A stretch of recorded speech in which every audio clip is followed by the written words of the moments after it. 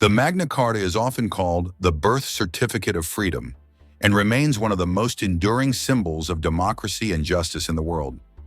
Yet the story of how this monumental document came to be isn't just one of noble ideals. It's a tale woven with betrayal, rebellion, and relentless negotiation. Let's journey back to England in 1215, a country on the brink of civil war, to uncover the fascinating story behind the signing of the Magna Carta and understand why this event would shape history for centuries to come.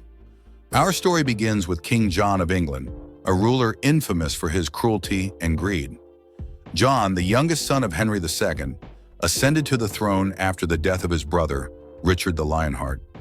Unlike his heroic brother, John was neither charismatic nor beloved.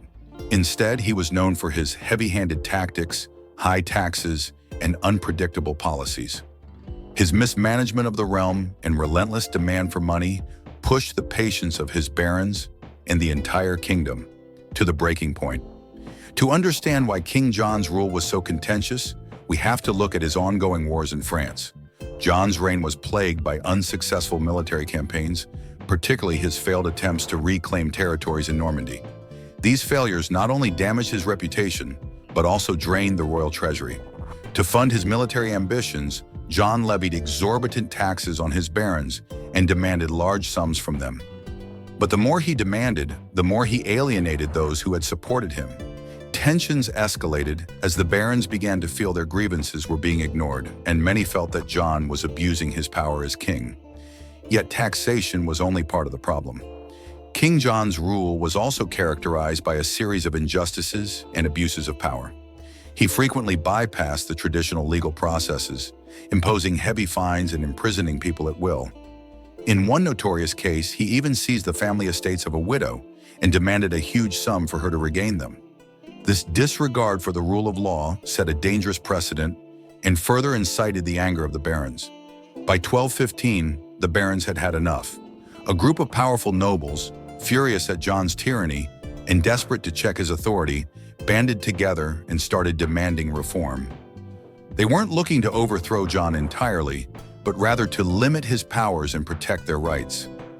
These rebellious barons, united under the leadership of Robert Fitzwalter, confronted the king with a series of demands that would ultimately become the basis of the Magna Carta.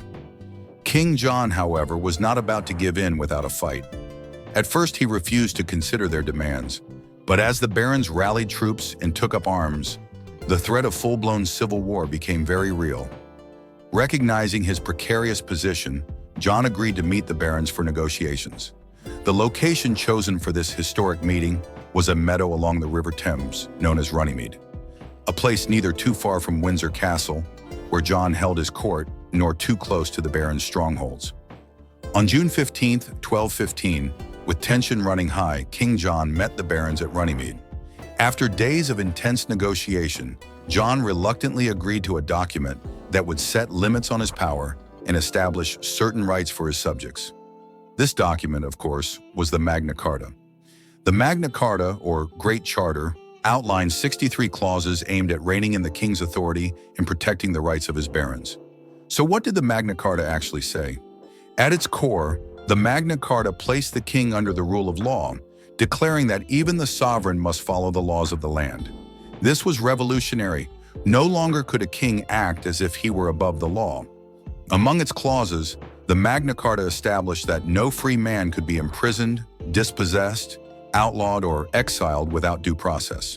In other words, it guaranteed the right to a fair trial, an idea that remains central to legal systems worldwide. The Magna Carta also included provisions about the treatment of widows, inheritance rights, and even the fair collection of taxes. While some of these clauses seem specific to the feudal society of 13th century England, they were all geared toward preventing the king from imposing arbitrary decisions on his subjects. The document was a profound statement of resistance to tyranny, but John's agreement to the Magna Carta was short-lived. Not long after the document was signed, he sought to have it annulled.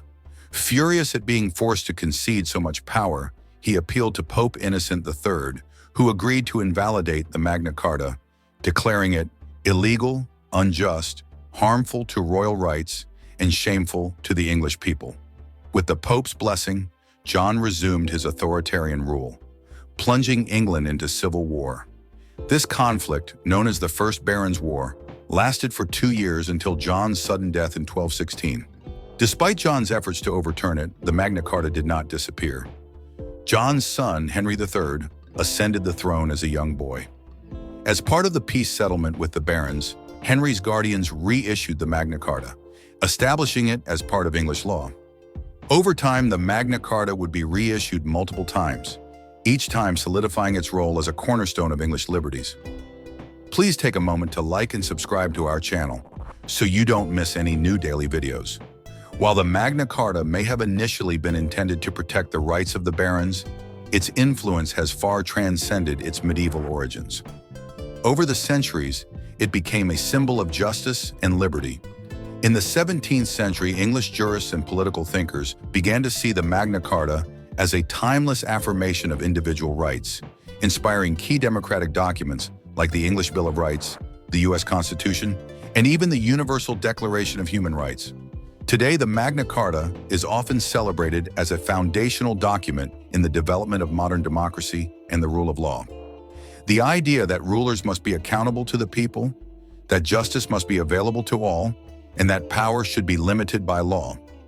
These are principles that resonate just as strongly today as they did in 1215. The Magna Carta's legacy reminds us that the fight for justice and liberty is an ongoing journey.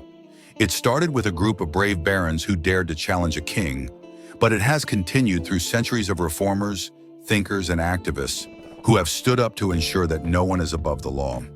The Magna Carta may have been written for a feudal society, but its principles are universal, serving as a guiding light for all who seek justice, equality, and freedom.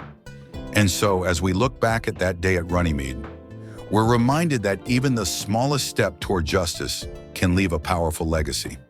The signing of the Magna Carta marked a pivotal moment in history, one that continues to echo through time, reminding us of the enduring power of law over tyranny and of freedom over oppression. And so, as we reflect on that pivotal day in 1215, we're reminded that even a single document can change the course of history. The Magna Carta may have been born out of rebellion in a battle for power, but its legacy speaks to all of us who believe in justice and freedom. The idea that no one is above the law, that rulers should serve the people, and that we all deserve a voice in shaping our world. It all started right there at Runnymede. If you enjoyed this dive into one of history's most revolutionary moments, don't forget to hit that like button and subscribe to our channel. By joining us, you're helping keep these stories alive and fueling our journey into the fascinating moments that shape our world. Thanks for watching and stay curious.